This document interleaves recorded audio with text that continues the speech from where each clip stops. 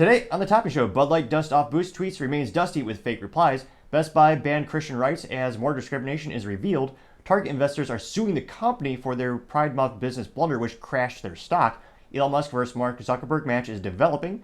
Bud Light crap open a beer. That tweet fails as well. Budweiser appreciate farmer tweet is ratioed in minutes. Illinois Supreme Court allows the ban of AR-15 pattern rifles. Republicans vote yes for Biden's gun ban. The Mustang orders for the new model are coming in, and people want stick shifts and V8s. Amazon wants to kill some of the shipping boxes they use. Amazon is also cutting dozens of their in-house brands.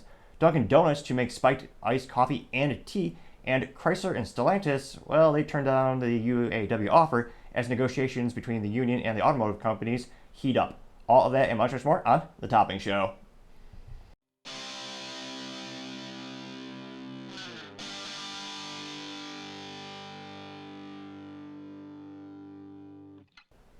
Thank you, everyone, for taking the time to tune in today. Today's episode of The Topping Show is sponsored by Topping Technologies.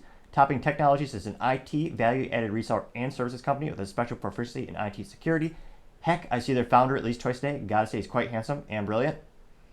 He's me, that's the joke. If you're an IT leader or a business owner and need a little assistance, you can reach the team at sales@toppingtechnologies.com. Now, going over to the business part of the podcast, you have the Mustang, the new model coming out, and the orders are coming in. And as of today, I think we'd officially say the Mustang has won the pony war. Throughout the years, you had all the great competition between Detroit's Big Three, what used to be the pinnacle of automotive technology, reliability. You had good old General Motors with their Chevrolet Camaro. You also had Dodge, well, Chrysler Dodge, with a good old Challenger. And then you had Ford with the Mustang. And unfortunately, subsequently, Chevrolet, in their business brilliance, are killing the Camaro. So this is the last year you can get with an internal combustion engine and stick shift, so buy it now if you ever want one. Next year, it's rumored it's going to be a four-door EV sedan, so Camaro is no more. And, of course, famously, Dodge is the Challenger. It's going to be an EV next year as well, even though, again, they're selling a record number of internal combustion engines. And the fastest car in the world right now is the Dodge Challenger 0-60 in 1.66 seconds. Great admiration for the engineers over there able to put that out. But they're all dying. And one pony remains standing strong. That is the Ford Mustang, which has been also the only one that has been killed. If you look at the legacy of the three ponies, General Motors, they've killed the Camaro and they brought it back a couple times throughout the years. The Mustang has stood strong. Well, they had a couple years where there was less horsepower than a lawnmower, so a little weak pony, but still stood nevertheless. Now, recently, we have the new model coming out, and it looks like the model, they're about to ship this week, I believe. And for the pre-orders, it looks like the most popular option, because again, the Mustang does have many options in terms of the configurations of the engines. They even came out with an inline-four version, which controversial, I know. Now, it looks like 2/3 of the orders, which again is 66.66%. Math scores are all-time low, but we're here to help out today. So 66.666% repeating of all the orders from the new Mustang want a V8, also known as 8 cylinders of glory. Perhaps the pinnacle of American automotive technologies. Perfection is a beautiful thing. So 2/3 of all the orders were a good old 5-liter V8 engine, which in an era of ever-evolving cars becoming more and more like computers, soulless machines, which they are fast, but you'll never beat that feeling of a V8 with a stick. Which goes on to my other point. Now it looks like there are about 13,000 of the U.S. pre-orders for this, for the 2024 Mustang. And Ford says that they're equipped with a 4-cylinder turbocharged engine for the other options, but 66.66 have preferred the V8. And they wanted to say that of the V8 orders, they said that a quarter of people, actually no, a quarter of all orders, according to Ford spokesman Mark Levine, they know it is a 6-speed manual transmission. Now, I know sometimes people say this podcast is a little pessimistic, looking at the glass half full, which if it's Bud Light, then yeah, you could probably say it's half full. But it is oddly beautiful to see some people still showing their support for the pinnacle of the automotive experience. Having 3 pedals, a good old stick shift, and a V8. It's hard to beat that much fun, and it is interesting to see in some ways Detroit can still put out some great things. So hopefully people keep ordering these like gangbusters, just saying a sign that says, hey Ford, we want this product, keep it alive. So it is refreshing, to say the least, and a little bit of a silver lining and good news in the automotive community, which has been quite bleak lately. Now, other interesting business news, you have Amazon wanting to kill boxes, which, don't worry, they're not going to go out and physically kill them, more of a fiscal kill. So Amazon, of course, like every company on the planet, they're trying to reduce cost. And with Amazon, once you get to a certain level of company, it's all about the aggregate cost. If you could save 1 to 2 cents per box, that's going to save you millions of dollars a year. This is probably most famously shown in the chips company, and not the chips for computers, but potato chips and corn chips, whatever Americans eat, mostly salt and a derivative of a vegetable. But if you look at that, they actually do spend millions of dollars each year for research and development to try to think of a package for that food that's just a penny cheaper. Because they know if they can get that one package a penny cheaper, that cost over the year is huge. Now, Amazon, of course, every company is struggling, and they're trying to think, how can we save money? Well, they're going to start shipping more items without a box at all. So, interestingly enough, right now, about 11% of all Amazon deliveries have no extra packaging. Now, many people, of course, Amazon is saying it's also to protect the environment and eliminate excess waste and yada, yada, yada. Which, technically, there are some upside, although cardboard is one of those cardboard with the proper ink is one of the most recyclable things out there. That being said, half the comments when they announced this were, well, what about my privacy? Now my neighbor's saying I'm getting a 50-inch Samsung TV or whatever people are wasting money on these days. And that's a darn good point. And some products, especially for my 3 cents, again, it used to be 2 cents for my opinion, but 40-year hyperinflation, I should really charge 4, but I'm a kind soul, so only 3 cents for my opinion today. Though, it is free to click that subscribe button and try and get to 3,000 subscribers by the end of August. Greatly appreciate if you take that moment to do that. Now, it's one of those things where, to me, if I'm spending over, and again, I usually don't buy anything off Amazon because it's mostly stuff you don't need, but it's one of those things where over a certain price point, I would expect additional packaging to protect the product. Whether it be if someone's buying a computer or TV, they have great insulation and great foam from the factory, but still, I think most people are rest assured to have some little extra packaging for impact, because who knows how many times it's going to get thrown off a bus or a truck when it's being delivered. So it'll be interesting to see, do people push back against this idea with Amazon? Or would some people be happy because they're getting less boxes in their life?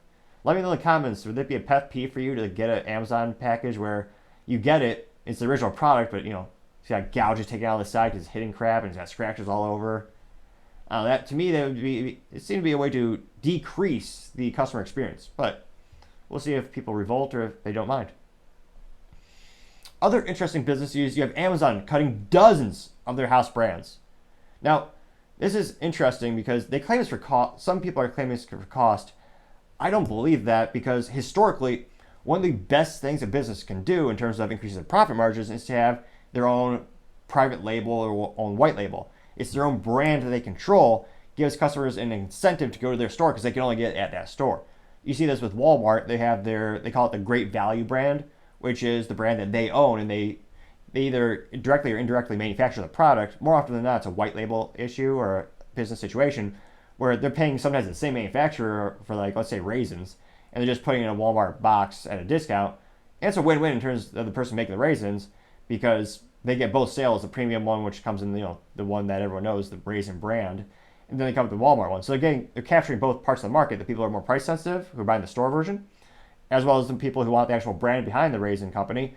So business-wise, it's a brilliant idea and increase profits for the company because, again, that's their brand. They don't have to pay someone else. Now, you also have companies like Target, and they have their own, I think it's called Up and Up, and same idea. It's their brand. They control it.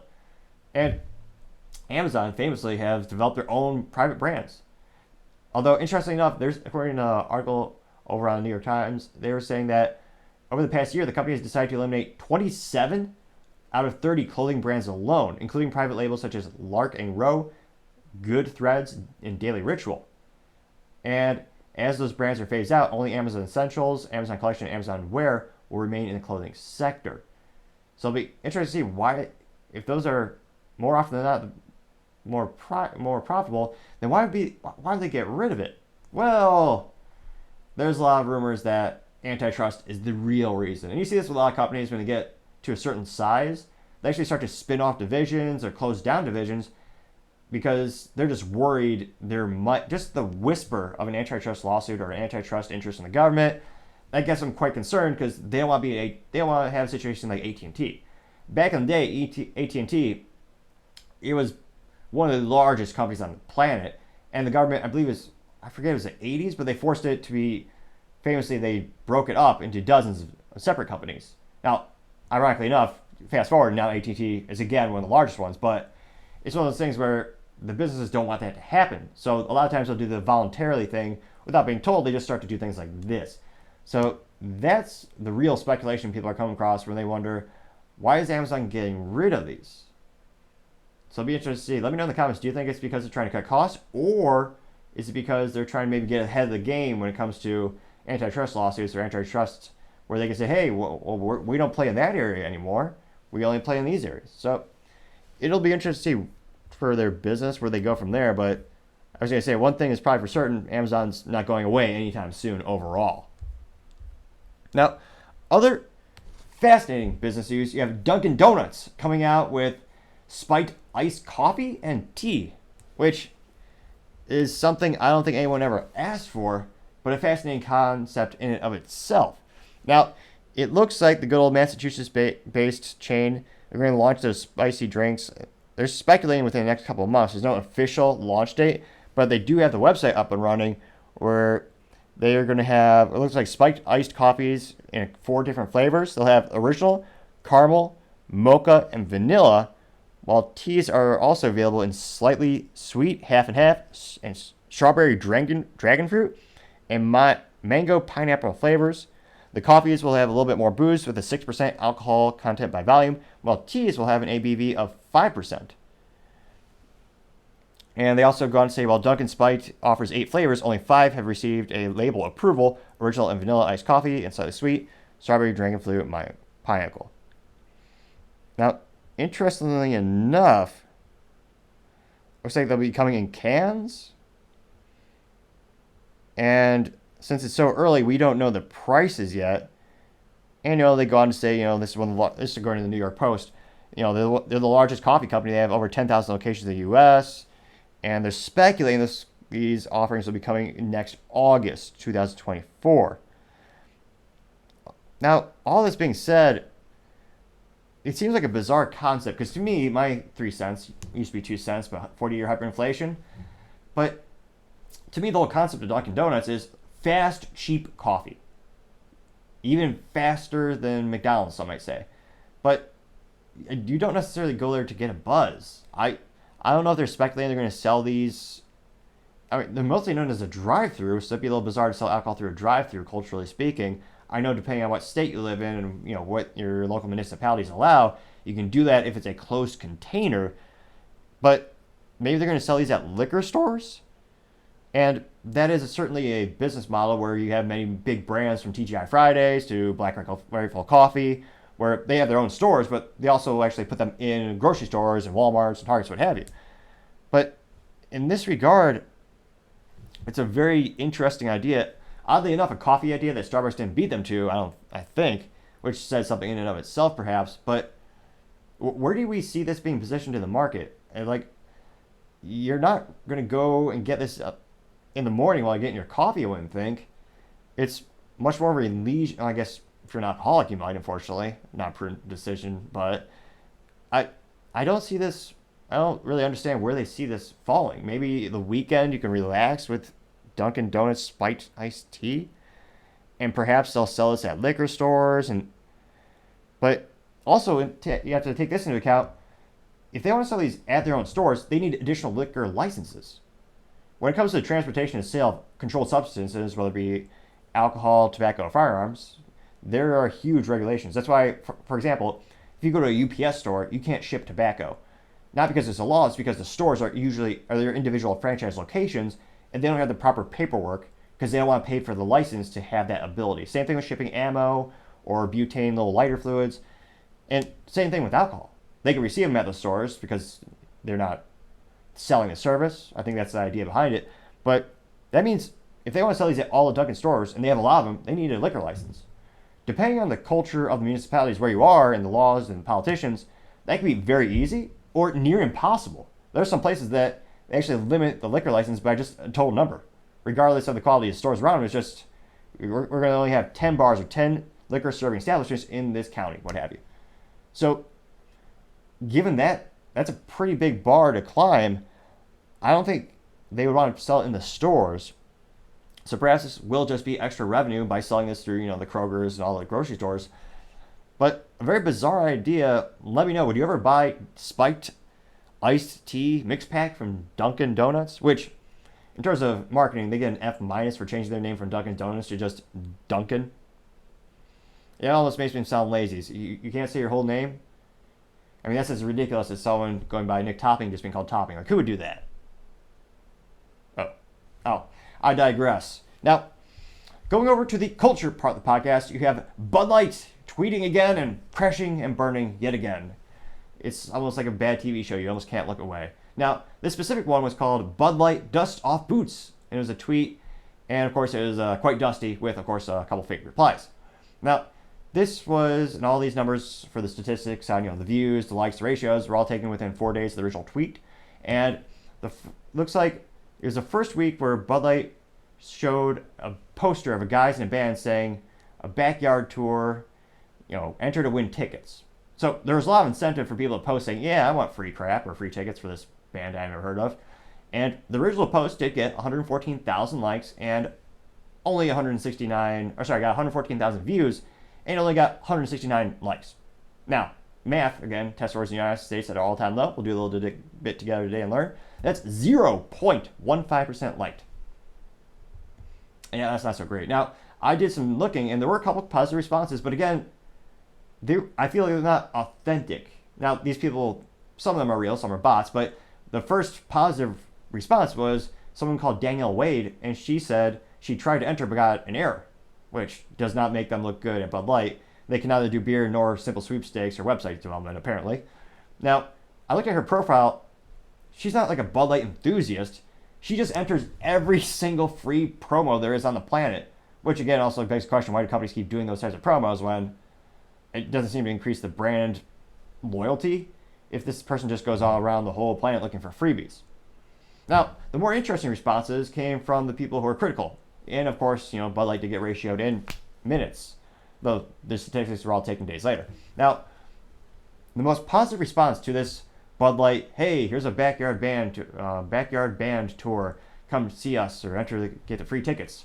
The top response was the Simpsons meme where someone actually changed the writing. So it was a Simpsons meme where you have Bart and then you have below him Homer talking to Bart. The original quote is Bart with the Bud Light logo on his face, and he says, I've lost $395 million in U.S. sales.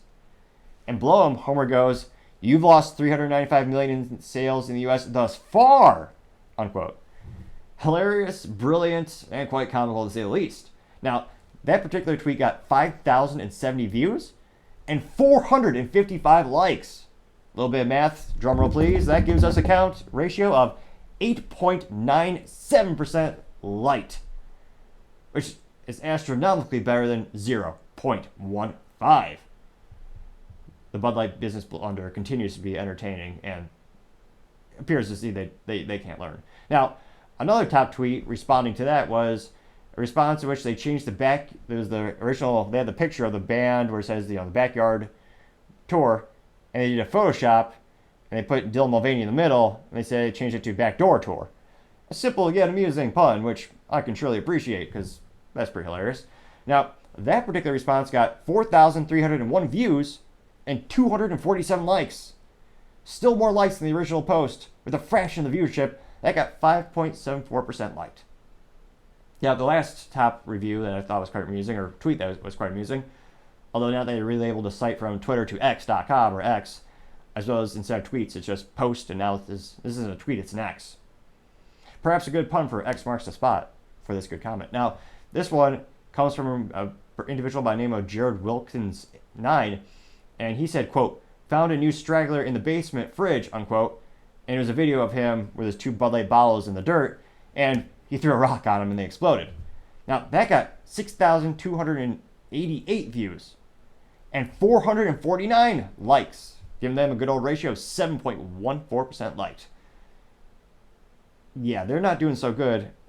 And of course, when you click the button that says, what are the ones you're hiding, Bud Light? Those are infinitely more amusing. Most of them will get you banned off YouTube, but needless to say, there are many pictures with Alyssa Heiderchild standing over the grave because she killed the brand, basically. And there are a couple with Dylan, of course, with all the amusing poses. But it's interesting to see the culture war, or the cultural phenomenon of the push back against Bud Light. A lot of people speculated, okay, Bud Light, their tactic is massive volume of tweets, similar to the production of beer. Quality? No, massive volume. And yet, it's been a couple months, the people are still not backing down. They're not accepting, well, I guess they didn't apologize, so there's nothing to accept in terms of accepting an apology. But it's fascinating to see people really are not moving on from this topic. And it's a very fascinating thing, is we haven't seen this really before in business for conservatives or people in the middle pushing back against a company. How long will they be able to keep it up? That's what I'm fascinated to see. Time shall tell. Other interesting culture news, you have Best Buy banning Christian rights and more discrimination is revealed. Now, this is thanks again to a whistleblower who came to James O'Keefe, who is the founder of OMG Media, previous founder of Project Veritas, breaks some of the largest stories out there. And we're just going to play a couple minutes of it, but again, it looks like Best Buy continues to be morally vacuous beyond all belief. So we're going to play a couple minutes of it here. I'm James O'Keefe with OMG, standing outside Best Buy this week on August 8th. O'Keefe Media Group OMG released a story featuring a whistleblower from inside Best Buy that released screenshots of a training program, a management training program with McKinsey & Company, where it explicitly excludes white applicants. It says in order to qualify, you must be Black, Latino, Hispanic, Asian, or Pacific Islander. If you do not identify as those, you do not qualify for this management training program, which, of course, is disgusting, morally vacuous, because, again, our country is founded on the fact that all men are created equal. Program's racial requirements have led to accusations of racial discrimination, a firestorm online. The CEO of Best Buy, Corey Berry, has now made her Twitter account private. She also slept with someone under her. Not physically, I don't know what goes on in her bedroom, but she actually slept with someone, a VP of Best Buy, when she was a CEO. Now, if a man were to do that, he'd be fired in 12/10ths of a second, because the board of directors would quickly pick up their phones. The whole society would be in a rage. They'd say he was abusing his power, is manipulating, is evil. But she got off scotch-free. Now, and that was her sleeping with the VP. A second whistleblower has come forward exclusively to OMG with audio recordings of his manager, Mike Hirsch, at a Best Buy in Jacksonville, Florida, stating that LGBTQ flags were appropriate in the Geek Squad office, but Christian crosses were not. This has led to further allegations of religious discrimination. If we're doing all that gay pride flags and all that transgender stuff, why don't we have Christian stuff all over? They're not the same. How's that not the same? You can 1,000% choose religion. So, it's not a belief. Listen, that's a cultural. Yeah, but me as a cultural entity having beliefs that I have, so why can't I put my stuff all over the wall? You are choosing to believe in Christianity or Muslim or whatever. You choose that. Someone is choosing to be gay or lesbian. Hey, they're choosing that.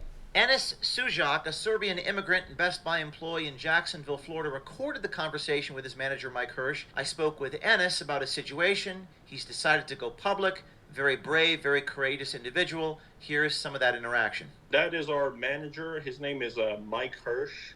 He and I had a very long conversation. It was like an hour and 30 minutes of he and I just going back and forth with him. Which is saying something, because most employees, unfortunately, just acquiesce to corporate culture where they'll just 100% buy that, but they won't stick up for their own rights or individual freedoms or beliefs. So this guy is pretty unique in and of itself, because he actually said, well, what about my culture? What about my religion? Telling me that it was work appropriate to have all this LGBTQ stuff that's going on in the office and everywhere else, but it's not okay for me to, be a Christian myself and have a... So in their office, they have it's almost like a pride parade threw up on everything. Every wall in the Geek Squad has the traditional gay pride flag, the rainbow, which ironically used to be a Christian symbol that Christians gave up on. because that was a sign that God said, I'll, after the flood, we're not going to do that. I'm not going to do that again as a sign. But that's actually cultural appropriation. How is that not a big story? But I digress. So the whole office has both the traditional gay pride flag as well as the new one. What flag is that one? Their marketing is not the best because it changes so often. And marketing, the key is to have consistency. Consistency is key with marketing. I believe that is now the trans pride flag. A Bible right over there. That's right there at the office, or have a cross or a Quran or anything like that. That's not work appropriate. But having that LGBTQ pride flag everywhere else, that is work appropriate, and I wasn't standing for that. Are you calling the police? I am actually. You're calling the police. So this is James O'Keefe trying to interview one of the Geek Squad employees.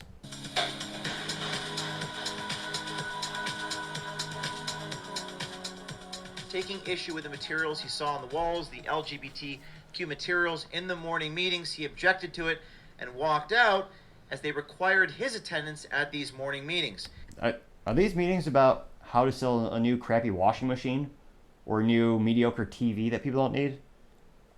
Call me crazy, but that's what Best Buy is supposed to be doing. They're supposed to be selling mediocre electronics for high markup and giving piss poor customer service. That's the foundation of their business. But what does that topic have anything to do with their core business? Her name is Athena. She's also the well-being person at Best Buy as well. And she took offense. Although not his well-being. That's not important. Not his well-being, apparently.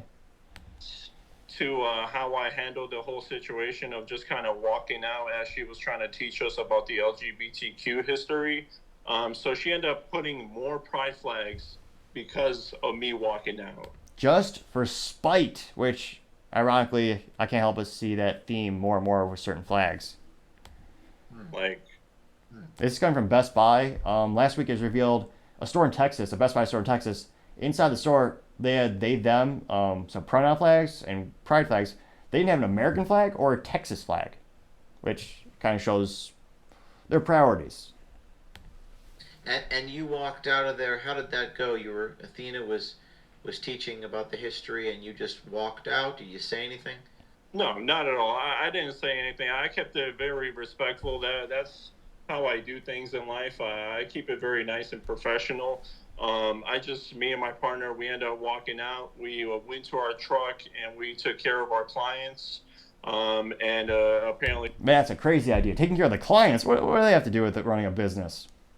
I'm sure that's what I'm surprised the CEO didn't give him that very speech. She took offense to me not just sitting there and listening to all that garbage. Now, Enes Sujak works for Geek Squad, which is owned by Best Buy, and it's within the Geek Squad office where Enes witnessed LGBTQ paraphernalia, pride materials. Mike Hirsch, head of warehouse manager of Geek Squad, had a conversation with Enes Sujak, and, well, Sujak decided to take out his phone and record the conversation. Why would anybody choose to be belittled, tortured, made in America? Yes, in America. In America, where you have so where is that happening?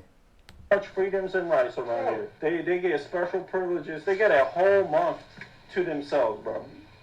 There are people like you, and even worse than you, that are so anti that. I'm not anti. I just don't care about how you live your life. Don't preach that shit to me. That's all I am. Mike Hirsch, we cannot get in. Which, culturally speaking, is kind of the pinnacle or the crux or the fork in the road of why this all happened. By default, most conservatives are conservative. They're not going to go out and tell you their opinion. They're respectful. They'll listen to yours. But a lot of them just acquiesced and they would go to all these meetings. But I think a lot of them are just saying enough is enough. Well, if we can't profess our beliefs, why do we need to take, if we're at a company that's supposed to sell, again, crappy washing machines, TVs, what does this have to do with the job? In touch with him, he has some type of Google system that prevents us from getting his comment, but we've reached out multiple times for Mike Hirsch. We'll also be reaching out to the CEO and the other managers within Best Buy. I'm James O'Keefe with OMG News, and we'll continue to follow this important story. We've had a number of whistleblowers reach out to us in the last 24 hours as a result of this initial screenshot from within Best Buy, not just Best Buy, other organizations and corporations requiring their employees to participate in various political programs that seem outside the scope of their corporate charter. Stay tuned. And Ennis, a very brave and courageous individual, very inspiring, will be airing the raw portion of my interview with him tomorrow. Stay tuned. Yep. And I highly recommend taking a look at the whole interview. It's quite fascinating, and I think many people here will enjoy it.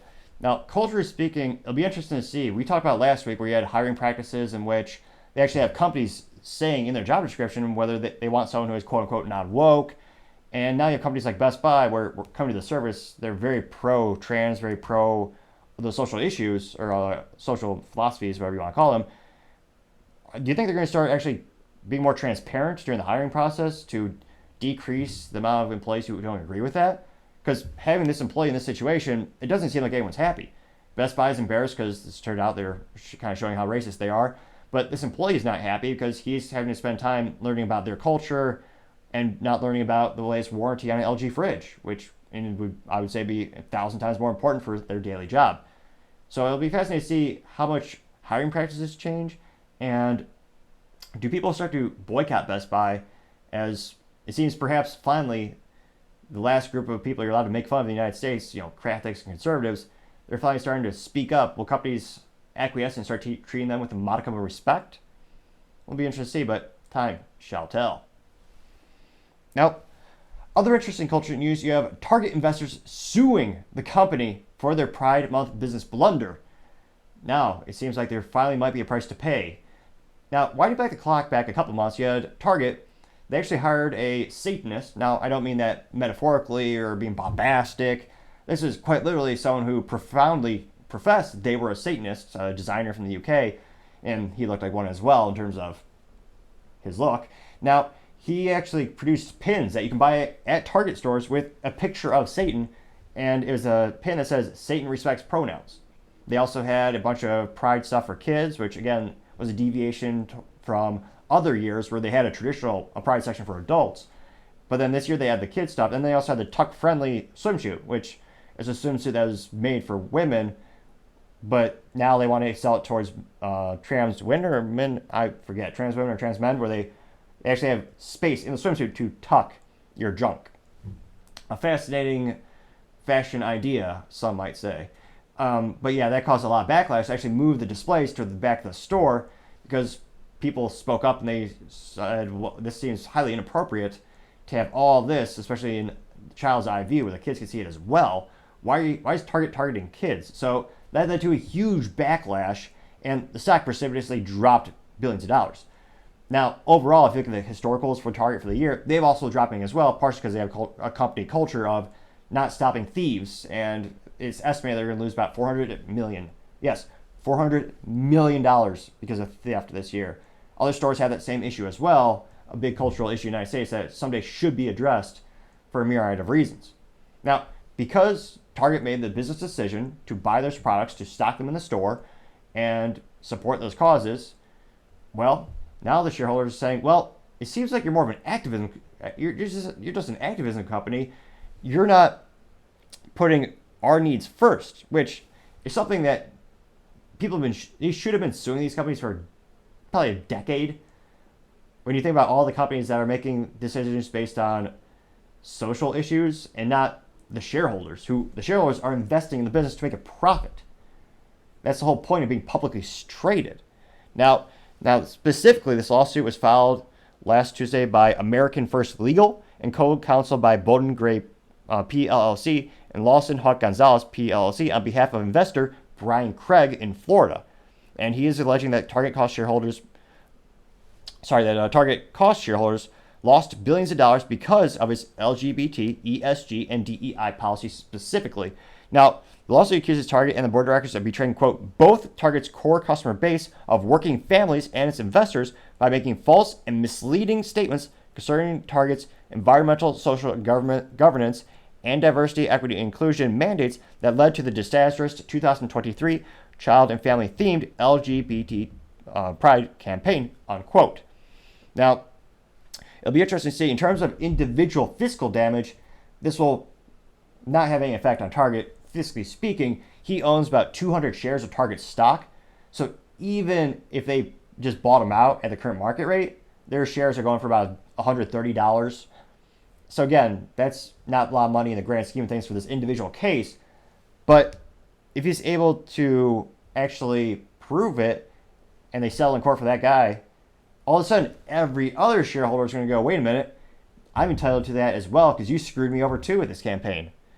Now, it looks like in terms of the specifics, Target lost about $14 billion following their June Pride campaign with those interesting displays that they chose. So it'll be interesting to see, as quite a pretty penny, what is Target going to do? They're in a pickle here because if they do admit they made a mistake and they sell for this, they're just going to cause a domino effect with much other people coming from every neck of the woods to sue Target as well. Will this culturally cause other companies to focus on the business they run versus social issues, such as maybe Best Buy focusing on electronics and not quite literally inducing for racism against white folks because they're saying, oh yes, our managerial program that's only for white people at Best Buy. We're seeing more and more of these come to the surface, and of course, thankfully, light is often the best disinfectant. With these businesses starting to realize, well, we can't really operate in the dark so much, people are starting to complain that we're betraying the shareholders. Will this stop other businesses from deviating from their core competencies and taking on social issues that have nothing to do with the business? That'll be fascinating to see, and culturally speaking, conservatives are finally starting to speak up. And again, lawsuits matter in terms of this gets the board of directors' attention. Because this is not good for Target, not good for them optically wise, because this is going to be in the news. A lot of people are seeing it. You're pissing off a lot of people. And fiscally, it might cost them billions as well. So let me know in the comments, do you think companies will switch their tactics around marketing, around corporate structures, or will they keep going down the same road? It's with this unprecedented, tipsy-turny, unknowing economy, they're getting more fiscally concerned. They might start actually to become more conservative, both fiscally as well as with these campaigns, because these campaigns are losing them money. Unless the shareholders or the people who control it care more about messaging and politics than actual fiscal results. We will see, but I always say, time will surely tell. Now, in other fascinating culture news, you have Elon Musk versus Mark Zuckerberg. The fight continues to develop. Now, the two tech giants have been going back and forth for months, saying they want to fight each other, trying to figure out what would be the best, domain in terms of where they want to host it. And Elon recently tweeted a couple days ago saying, quote, the fight will be managed by my and Zuck's foundations, not UFC. Live stream will be on this platform and Meta. Everything in camera frame will be ancient Rome, so nothing modern at all. I spoke to the Prime Minister of Italy and the Minister of Culture. They have agreed on the epic location, unquote. Now, Elon went on to say, quote, everything done will pay respect to the past and present Italy. All proceeds will go to veterans and pediatric hospitals in Italy. Now, this is also one of those things where Elon Musk is 51 years old. Mark Zuckerberg is 39 years old. I believe Zuckerberg is now a blue belt in terms of his martial arts proficiencies. Elon is training with some of the best from a couple of my jiu-jitsu, my friends who do jiu-jitsu, what they were telling me. But that's a big age gap. And again, Zuckerberg's been winning competitions. So, now granted, that being said, Elon Musk may have Neuralink implanted in his head already. So it could very well be like the Matrix where he just downloads all the moves that he needs to know. That might be a thing we don't know about yet. What is going to win, the alien or the lizard, the conspiracy folks will ask. That'll be interesting to see, but it certainly is good for bringing up media attention because everyone is talking about it. But it'll be interesting to see, let me know in the comments, do you think it will really happen? Or are they just talking for the sake of talk, just trying to get more fame and fortune? Well, they already have unprecedented amounts of both. But it'll be interesting to see, does the fight really happen or not? We shall see. Other interesting cultural news, you have a Bud Light tweet, crack up on a Friday, and it just it fizzled out like Bud Light beer itself. Now, Bud Light specifically tweeted, quote, cracking open our Friday beers a day early, unquote. And this was last Thursday. Now, the original tweet or X, whatever you want to call it now, that got 139,000 views and 449 likes. Now, keep in mind, all these statistics were taken within, I believe, 3 days. So all the numbers are equal. So good old little math, that shows us that 139,000 people saw the tweet 449 liked it. That got a 0.32% like ratio, which is, of course, piss poor to say the least. Now, one user said, quote, I heard Megan Rapinoe is trying to sue Bud Light for the biggest loser of the year, unquote. That reply got 6,068 views and 183 likes, giving them a good old ratio of 3.02%, which is infinitely more than 0.32. Now, another user replied to the original post saying, use me as a dislike button. That got 6,232 views and 295 likes. That gives you a good old like ratio of 4.73%. And of course, one of my favorite responses to any Bud Light tweet is someone asking, what would you drink? And this person by the name of Rich Mooney has been doing it pretty consistently. He's asking, he did a poll, he said, what would you rather have, a Make Mine a Bud Light or no Anheuser-Busch InBev product? Of the 780 people who voted in his poll, 93.8% said no Anheuser-Busch InBev product for me, while the inverse 6.2% said make mine a Bud Light. Which is interesting. For the past couple weeks, it's been, 3 to 4, 5% at most of saying make mine a Bud Light. Is the target audience shifting, or the audience of Twitter shifting, or X.com shifting? Or are people who are boycotting the brand starting to acquiesce? Or they're starting to leave the Twitter sphere? It'd be interesting to see, to get that data behind it, to see what's the demographics and what's the breakdown of that. But perhaps there's a shift, maybe. I'm a little pessimistic to think that. I don't really think that. But we'll see how much the next tweet from them gets ratioed immediately. Or not. Time shall tell. Now, other interesting culture news, you have a Budweiser tweet saying to appreciate the farmers, and it was ratioed in minutes. Because, of course, no one believes them. They're authentic as a politician these days, which, whatever politician, that's pretty, that's an insult, you see. Because politicians, you really can't trust them. Left, right, center, out. Most of them I wouldn't trust as far as I could throw them. And although I'm in, pretty good physical shape, the average politician is, morbidly obese, out of shape, and quite a heavy, dense object. Mentally dense as well, pun moderately intended. Now, Anheuser-Busch, they actually tweeted a picture of farmers saying, quote, last week we headed to Idaho and Montana to celebrate the hard work of our growers. Proud to stand tall with American farmers for generations, unquote. And all the statistics for the views and likes were taken within 3 days.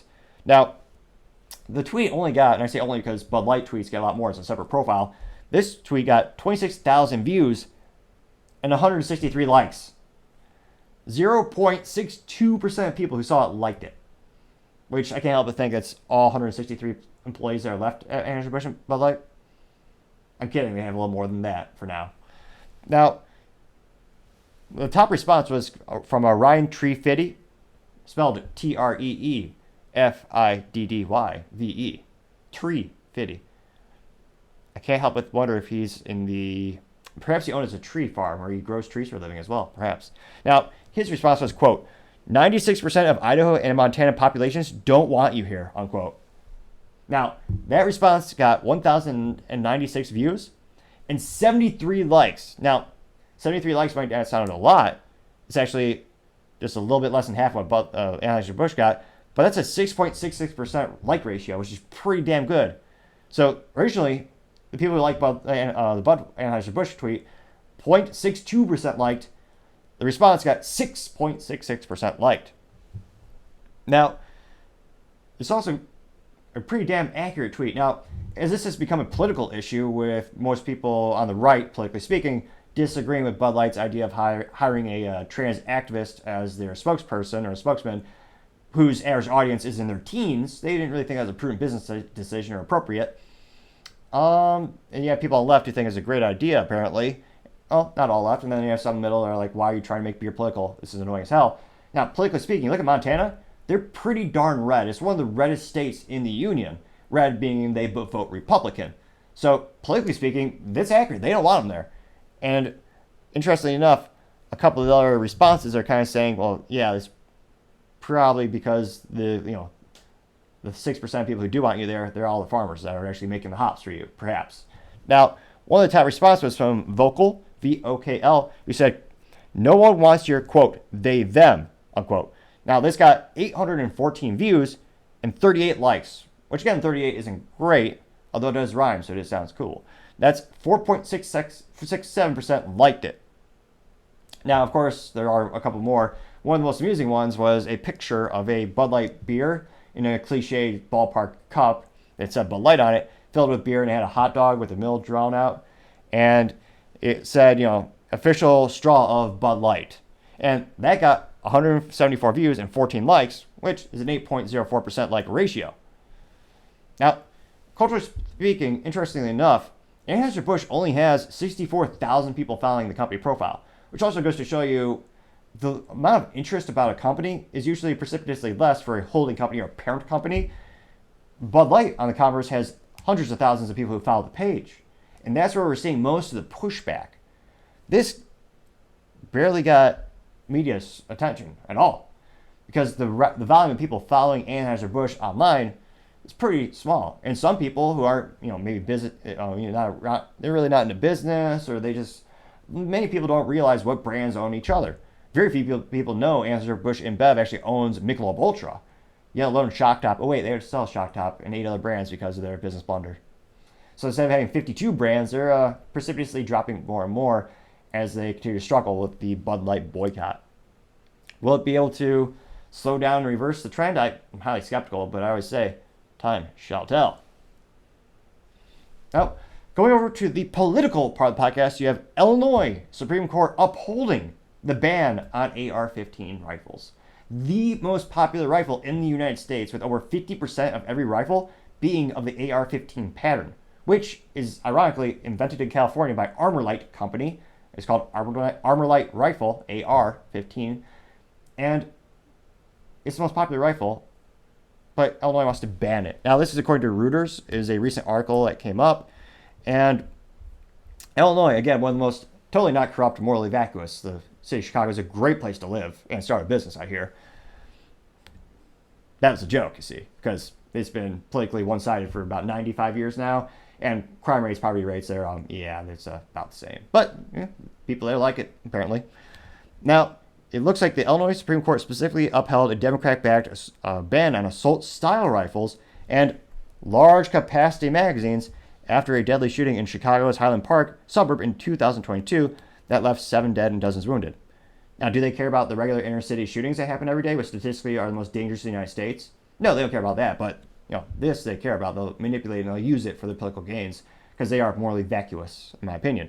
Now, it looks like the state's high court breakdown was 4-3, and they rejected arguments by groups of plaintiffs led by Republican State Representative Dan Calkins that the ban violated the Illinois Constitution by not applying the law equally to citizens.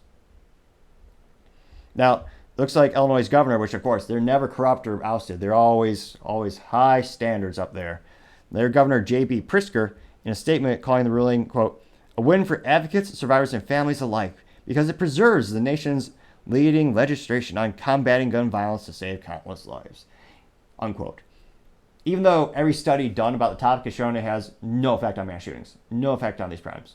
Statistically speaking, statistically speaking, according to the FBI databases, rifles account for very, very, very little actual killings in the United States. It's a fraction. Even more people every year are killed by blunt objects, according to the FBI. Literally, baseball bats are more deadly. But, politically speaking, black rifle's scary, so they use that to manipulate the voter base. Now, it looks like in January, he signed into law a measure ironically called Protect Illinois Communities Act, which, again, they've been in charge for 100 years. You can't protect your communities, but this extra law will. They've had this law before. Unfortunately, I know people who have grown up in the Soviet Union, known as Illinois, and in Cook County, which encapsulates Chicago, they've had similar bans throughout the years. No effect at all. But back to the specifics. The specific recent ban goes against what they call high-powered, which ironically the .223 round is not high-powered. A hunting rifle with a bolt action, that has more power. But I digress for a minute or a second. They say it bans the sale and distribution of many high-powered semi-automatic assault rifles, including AK-47s and AR-15 rifles and large-capacity magazines. I use quotes so much with that statement, it almost hurt my fingers, because again, high capacity is not high capacity, it's standard capacity. The rifle was invented with a 30-round magazine for both the AK-47 as well as the subsequent AR-15 pattern rifle. ridiculous? Yes. And of course, they say it's going to protect citizens, but we all know, yeah, it's not really going to do any of that at all. Because, again, the crime rates, the death rates, Chicago has not changed for pretty much ever. Now, it'll be interesting to see as they bring this up. I believe they also say there are exceptions, of course, for the government. So, of course, the police and the government, they do not have to give up their rifles. And federally speaking, many are confident this is going to get struck down because, again, the government's consistent, or the Supreme Court has ruled in the past, you can't ban a firearm in common use. Now, the key word common use there, what's the most common rifle in the United States? It's the AR-15. Partially because the patent has long expired, so any manufacturer can make it if they have a proper FFL manufacturer license, Federal Firearm License Manufacturer License. You can create it and sell it for a profit through the proper channels distributions. And you don't have to pay a fee or a royalty for the design of it because it's in public domain. Anyone can make it. Now, let me know in the comments, do you think Illinois will become safer because of this arbitrary law? Which they've tried before. It's almost like the definition of insanity. They try and try again the same thing. But unfortunately, politically speaking, it's a smart move on their part in the chessboard because the people who vote for them want this. Is it morally vacuous and disgusting that it disarms thousands of law-abiding citizens and struggling families who want to protect themselves, while at the same time the politicians, they get unlimited arms to protect themselves? Yes, that is exactly correct. It's disgusting. So we'll see. You have more and more states trying to rack up these laws, but many are speculating the lawsuits are out there, and this will, of course, play out with courts. You're going to have some people go back and forth. They'll eventually someday make it to the Supreme Court, and the speculation there is that they'll shoot these things down, and hopefully they'll even get rid of the NFA, or the National Firearms Act, which was passed, darn near 100 years ago, and that really does step all over the Bill of Rights. But that's just my 3 cents. It used to be 2 cents, but unfortunately, we have 40-year hyperinflation. It's got to charge 3 cents. Although this show is free. If you do click that subscribe button, it does help us out a lot. Again, try to get to 3,000 subscribers by the end of August. I'd greatly appreciate it. And the more we grow together, the better the show will get. Other interesting political news, you have Republicans voting yes for Biden's gun ban. Which, again, goes to show you, don't blindly trust any politician, left, right, center, whatever they are, just because they have a letter by their name. Nowadays, that means nothing. And I can't help but notice, interestingly enough, you never have a Democrat in the actual government who is secretly Republican. But you have a lot of Republicans in office who are secretly Democrats. And this is a great prime example of that. So just if you're pro-gun, if you believe in the Bill of Rights and your freedom to defend yourself and your family, don't vote for someone just because it has an R next to their name. That means nothing. You need to look at their track record, see what their ratings are, see what their policies are, what their historicals are for voting on these types of initiatives. Now, specifically, you had 14 turncoats, Republicans, in the House and 15 Republicans in the Senate vote with Democrats in order to pass the bipartisan Safer Communities Act, unquote. Now, again, the nicer a bill sounds, the more BS it usually is. And again, for left, right, every politician, it seems, is the same. I can't help but reminisce and think of the Patriot Act, which, again, was the most unpatriotic thing in history, where it pretty much stripped away every semblance of privacy you and I ever had. But I digress, back to the current issue here.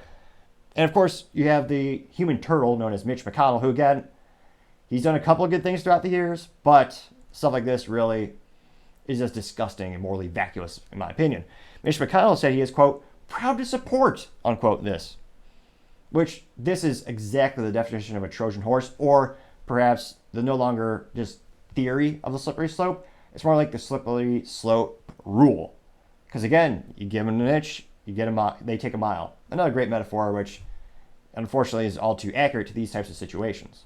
So the bill, again, the road to hell is paved with good intentions, though I would also argue many of these politicians, they don't have good intentions. They want chaos to garner and gain votes.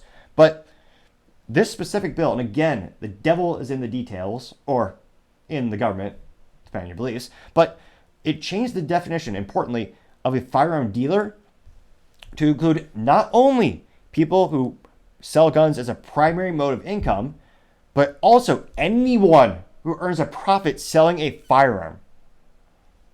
Let me reiterate that. It changed it so that if your primary mode of income is selling guns, you, at the previous definition, they would say, okay, you're a dealer, you need a proper federal firearms license, also known as an FFL, so that once you have that, you have to do the background check, extra paperwork, sales tax, all have you. Now it's anyone who sells a gun for a profit.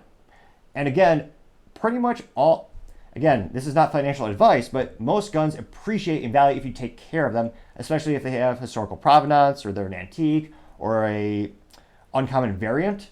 But many of them appreciate in value. So think about this.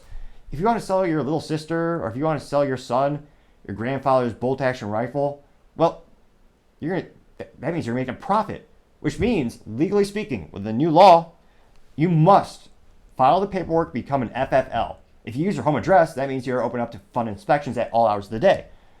Again, you have to get that paperwork, become a federal firearms license. So to get the FFL. Not only that, if you want to sell it to your son or your little sister or your mother-in-law or your mom, you have to do a whole 4473 paperwork, which again, if you're not into guns, it's kind of like a job application to buy a gun, where you fill out all of your information, you swear you're not a criminal.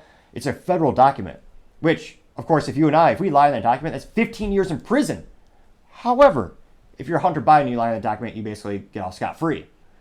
There's some speculation he'll pay a price, but given this current government and how they're politically manipulating everything, I don't think he'll spend an afternoon behind bars.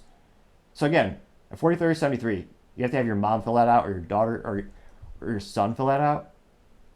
Also, they have to go through a background check.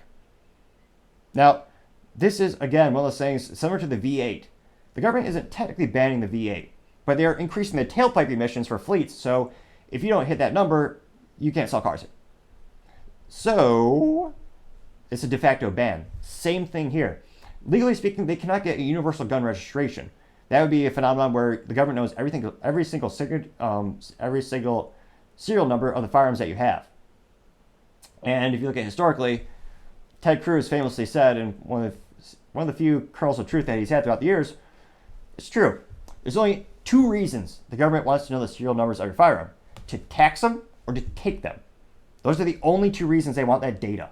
Now, it's actually been leaked that the ATF has been illegally doing this for quite some time, which again is illegal. But of course, they still do it anyway because government is above the law and they have zero accountability. But in this case, having this new law in place, as it's written, that would be a de facto universal background check and be de facto government knowing everything. And again, I know public schools, on average, do not teach any history these days, or history scores are all-time low because they have social things to preach instead. But that, if you read any history book, so dust off the quarter-inch of the public school library dust that's precipitously gathered on that book, every corrupt government since the dawn of time, the most evil thing they do, before they do their most evil, most morally vacuous acts, they always take the guns. Look at every evil leader since the dawn of time, they always disarm society. Always. Which is why I'm so adamant. Also, my family escaped Cuba because we saw the writing on the wall. And of course, yes, they did the same thing. Citizens can't own guns there. You see a lot of that in these countries. Only the government can have guns, and that is one of the most evil, inhumane things in history happen. Needless to say, I'm against this bill, obviously. So, interestingly enough, you have states already breaking the Constitution and the Bill of Rights. You have California. They already have universal background checks.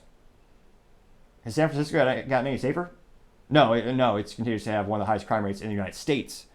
But of course, just like every other thing, like the same mentally vacuous people who think, oh yeah, communism's never been tried, because that's right, it'll work this time though. Same thing with this same issue. They're going to say, oh yeah, universal backgrounds don't work in California. It's just because we didn't do it right. We didn't go far enough. It's a phenomenon that you see in public sector. Well, we just failed because we didn't have enough resources. So you give them more and more resources, but the answer every time they fail is not because they had a wrong strategy or they were wrong personally. It's always, oh yeah, we just need more resources. But we just gave you more. But that's always the cliche. Now, legally speaking, this is still in draft mode. So this is not a law yet. But the writing is there. The definition is being changed. So it's very important. And again, people need to be especially politically active these days, I would say, and really fight for your beliefs, metaphorically speaking. Now, it's one of those things where this is in draft form. It will be open to public comment. And although the ATF, there's really no initiative, they don't really give a damn about what you and I think. They have a good track record of killing people's dogs when they go into your house by protocol. Look up Ruby Ridge and you'll be horrified beyond all belief. But in terms of sending a message to the politicians who count on your vote, that is the real thing that they will see in attention. If the ATF, they open this up for comments, and you bombard them with everything you've got, you say this is disgusting, you need to tell your politicians, if you vote for this, if you approve this, we will vote your ass out, pardon the French. Although, I don't think they have very good budweiser or rears over there. That should really be an American word. But I digress.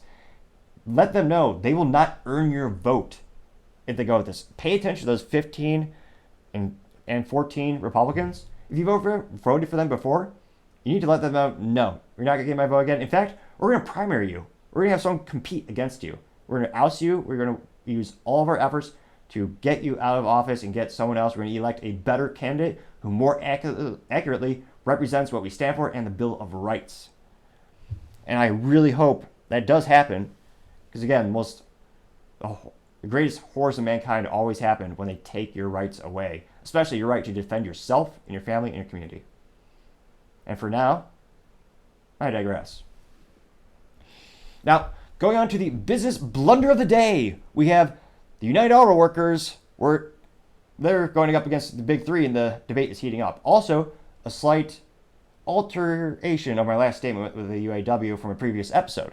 Now, going into the details of that, a couple weeks ago, or rather last week, I noted that the United Auto Workers, which is the union for the automotive industry, which is precipitously or mainly used by the Big Three. When you look at the Big Three, it used to be the pinnacle of automotive technology and people was Chrysler, General Motors, and Ford. The Big Three all used to be headquartered in Detroit.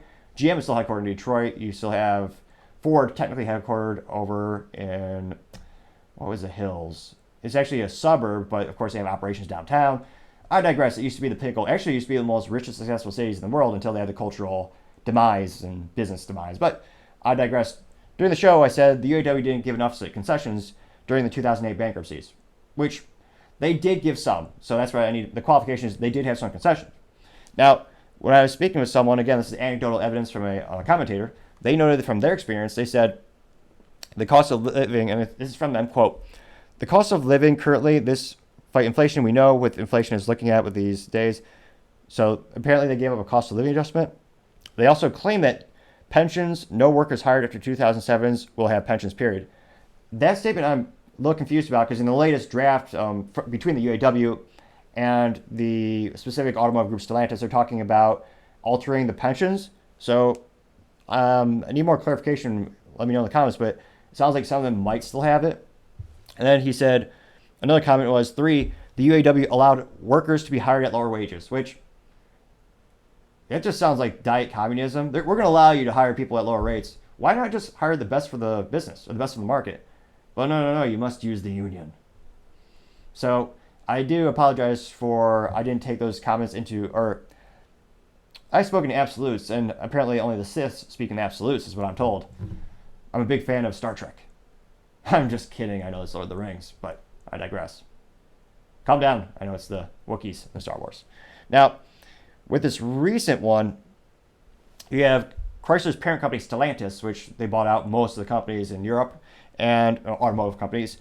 And they actually really went against the demands of the previous offer when they were going back with the UAW. So this is Chrysler, their owner, talking about the UAW. They're basically saying they're unrealistic, which let's dive in and see. What specific points are they saying the unions are unrealistic on? I'll pull this up, and I apologize here. So, yeah, this is you have Chrysler's parent company sharply criticizing, again, some Reuters, and they actually said that UAW needs to, quote, a focus on reality from everyone involved. So this is Stellantis North American Chief Operating Officer Mark Stewart. He said in a letter to their employees that the automaker is, quote, committed to working with the UAW to reach an agreement based on economic realism, unquote. Now, he is dancing with the devil, because if they go on strike, it's kind of like the mob, well, union. If they go on strike, their revenues precipitously drop, of course, because they're not making as much.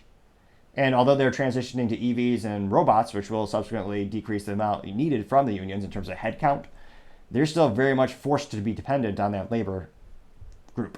Now, it looks like Stewart actually added saying that, quote, demands could endanger our ability to make decisions in the future that provide job security for our employees. This is a losing proposition for all of us. Now, it is also, quote unquote, it's important to note that the 4-year contract agreements are currently ongoing with Stellantis, which again owns Chrysler in the United States, also Dodge and Jeep, all its properties and brands. It's also going on with General Motors and Ford. And they're set to expire September 14th, which sounds far, but when it comes to these contract negotiations, it's going to be here before we know it. I was going to say, probably not a prudent time to buy or sell their stock, although I'm not a financial analyst or I'm not giving financial advice. But there's a lot of uncertainty right now. Now, in terms of the specifics, he noted that the UAW is seeking, quote, audacious and ambitious improvements, including pay raises of more than 40% over 4 years, significant time off, and a restoration of all of defined benefit pensions previously eliminated for newer workers. Now, of course, you have Fain saying, and again, Fain is the leader of the UAW, saying, quote, Stellantis proposals are a slap in the face. And he actually threw their offer into the dustbin, trash bin if you're American. They're European over in Stellantis, though. And yeah, 40%, that's a pretty darn big increase. Now, it looks like the UAW is also saying that the company opposes the end to their 2-tier wages, and that is a practice of newer hires getting paid much less than veteran workers. Which, again, merit versus tenure. Imagine having to hire someone and right off the bat pay them $150 an hour. That's ridiculous. And again, going back to my not editing, but clarification of my previous episode when I talked about UAW, where I noted that figure of one of the reasons they went bankrupt in 2008 with General Motors specifically, they were paying someone $65 an hour to put a tire on a car. And a comment said, well, yes, that includes benefits, so your health care, your dental. That's true, but to the business and the shareholders, it's still costing $65 an hour. It doesn't matter if they're paying, $35 for the base salary and the remaining amount for dental or health care. At the end of the day, it's still costing a lot of money, especially compared to the competition, which doesn't have that.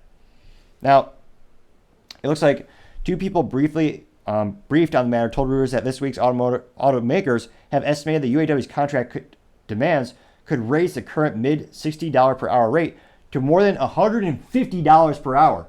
Keep in mind, that does include benefits such as dental, healthcare, what have you. That's not globally compatible anymore. There was a time when GM was the best car company in the world. They sold the most cars in the world. They had great pieces of automotive machinery. They were making so much money. And I've had family in the UAW, in GM management, where you'd hear stories where they were taken care of for life. Almost like a gang. Like, if you work there for enough years, your healthcare, your retirement, your pensions, you're set for life. They could afford that when they had the profits. That's not happening anymore. Now, the UAW is saying, well, they're making a lot of profits these days. They should be giving them all to us or sharing a bunch with us. Well, no, because that's what we call short term. These businesses, because they're being coerced by the government, they're going EV. Electric vehicles are the future for them, regardless of the impact on the environment. Just look up a lithium-ion mining area, and you'll see, oh, dear God, all those chemicals. Wait a minute, this car's only going to last 5-10 years, it's disposable? But I digress. They seem green, and people are winning political points by pushing the agenda. But in order to reinvest in the EV technologies, they have to have they need these profits not only to actually put up the new facilities to manufacture them, but with this economic uncertainty, companies are starting to wonder, how much money do we need in the bank to venture the dark times when people don't buy stuff as much? The only reason Ford did not go bankrupt during the 2008 recession because they took out a loan and had cash in the bank right before the economy went to hell. So they had, I don't know, some companies call it a war fund or a war chest or a cash reserve, but it's one of those issues where the competition has lower prices, better products. How are they going to get to the future? And the UAW is also worried how many jobs are going to be left, because EVs, by their very nature, they need less work to make it. There's less components, frankly, if you just look at the number of components that go into manufacturing the product. So the UAW is feeling the pressure on both fronts. They're going to have less jobs because EVs have less jobs in general. And there's going to be less low-skill jobs as well because there's going to be a lot of software engineering needs. So people need to be retrained, retooled. But there's a lot of uncertainty. And again, the competition, they don't have these issues. Toyota makes the most reliable cars on the planet. Honda, one of the most reliable cars on the planet. My parents still drive a 2001 Honda Accord. It still works because it's an internal combustion engine, has the best technology in terms of reliability at the time, and I would argue to this day. It's got over 100,000 miles, still running strong. You don't get that with EVs with the current technology. We might in the future with battery developments, technology very fast moving. But Toyota, no union. Honda, no union. Tesla, no union. They increase the cost of goods sold. I understand the inception, or they always say the good intentions theory. We all know the road to hell is paved with. But there was a time in the United States where unions were needed, and they did accomplish some great things back in the day. But right now, this is a pivot point in the automotive community and the automotive industry. These companies are struggling to adapt, and they're going all in.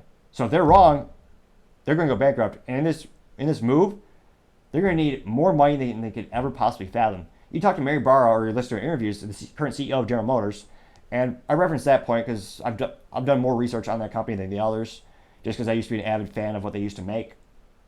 With the good old Camaro and the Corvette having a stick shift and big V8s. But I digress on the reasons. Mary Barra wants the Cadillac brand to be fully electric by 2030. She wants the whole fleet, in terms of every GM, which includes Buick, Cadillac, Chevy, GMC, all of them to be EV by 2035. Sounds like a long time away. It's really not. Especially when you have to set up these factories that are huge. If you want to compete with Tesla, that means you need to develop more technology similar to the Gigapress, which is a giant press the size of a couple of Volkswagens that, as it sounds, just presses out massive pieces of the vehicle. There's a huge upfront cost. You also need to pay to train people to use those new technologies. And there's a lot of speculation how many of these companies are going to make it. So they have profits today, but again, they need to reinvest them, which I think is something that some people don't look at the other side of the aisle sometimes. And this is a concept in many, not just automotive companies, but relationships, business. You always want to look at all these sides of the equation. So I understand the UAW side, what they're fighting for. I just don't think business-wise it's going to be competitive right now, especially. The competition is fierce, and it's only getting more intense as these businesses continue to transition to new products, new developments. And the big elephant in the room no one is bringing up is China. Their EV technology is really catching up. They will get to the point where they can import into the United States with ease. With the low cost of labor in China, that's going to flood the market and change everything. That's going to be a huge market disruption. It's taking China damn near a decade to catch up in terms of developing their own EV technology made in China with Chinese companies, but they're really starting to catch up. And even Elon is bringing this to the forefront and talking about how that's going to be a future upcoming business threat in terms of looking at the landscape of what competition and what brands are growing and what they're going to be competing against in the future. But in terms of the business blunder, I would say the long-term business blunder, again, is not having the right relationship with your employees where they feel like they were not taken care of properly. When employees feel like they're being taken care of properly, they're part of the team, they're invested in the company, there's no need to have a union, in my opinion, or to have a third party that's going to basically act as a divorce attorney where you've heard the horror stories where that divorce attorney, they're not going to work to bring the people together or have an amicable ending. They're going to bleed you dry physically and emotionally, I would argue. But I see a lot of parallels with unions as well. They're driving a wedge between the two parties because that person, that third party, they benefit because of that conflict. And that's where they profit. Also, the UAW benefit donates more to politicians than you could possibly imagine, too. So in terms of why I'm more critical of them is instead of giving more money back to the individuals, the frontline employees, the guys who are working a wrench on the front line, they're giving it to politicians down the street or in Washington, D.C. Now, granted, you can also argue the moral vacuousness of having the public sector give each other contracts in which, oh yeah, the teachers union, they just donated more money than possible to presidential nominees and other politicians, but that politician would turn around and they just passed a law to increase their wages by 20, 30, 50%. So that's a little bit of the darkness that no one really talks about as well when it comes to public sector and all those types of interactions. But again, as these businesses are continuing to struggle in the automotive community and the competition is getting better, cheaper, stronger, to have this huge threat of having a strike, as well as the cost of goods, the cost of manufacture, the actual labor cost almost doubling. And I understand that it might include benefits and dental and all that, as well as the hourly wage, but to the shareholders and to the people buying the car, that cost is still into the vehicle and increasing the cost of goods sold. And in a world where it's going to be becoming more and more price conscientious, it'll be interesting to see. But in terms of business blunder, that certainly has to be the business blunder of the day. Thank you, everyone, for taking the time to tune in today. Again, we're trying to get to 3,000 subscribers by the end of August, so you can click that button. I would greatly appreciate it. Also, don't forget to tell your family, tell your friends, tell your coworkers, heck, tell your enemies, tell anyone and everyone. Just stay safe and fight the good fight.